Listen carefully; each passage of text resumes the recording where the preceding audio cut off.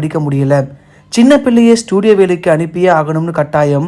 ஆனால் அதுக்கெல்லாம் ஒரு விடுவு காலம் வரும்னு நான் மனசார நம்பினேன். நோயின் தீவிரம் கடுமையான காலத்தில் வேலூர் சிஎம்சி மருத்துவமனையில் ஆர்கே சேகர் அனுமதிக்கப்பட்ட போது திலீப்பும் சகோதரிகளும் அடிக்கடி போய் பார்ப்பாங்களாம்.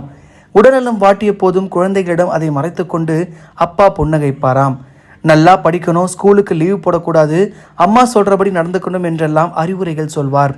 மகன் திலீப்பிடம் பேசும்போது மட்டும் அவருக்கு தனியாக ஒரு பாசம் பொங்கி வருமாம். அவனை அள்ளி அணைத்து உச்சி முகர்வாராம். அதற்கு ஒரு தனிப்பட்ட காரணமும் இருந்தது.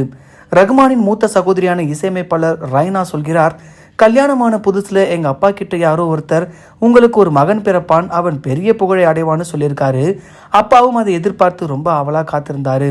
ஆனால் முதல்ல நான் பிறந்தேன், என்கிட்ட அவர் ரொம்ப பாசமாக இருந்தாலும் அவர் மனசுக்குள்ளே அந்த குறை இருந்துட்டு தான் இருந்ததாம்.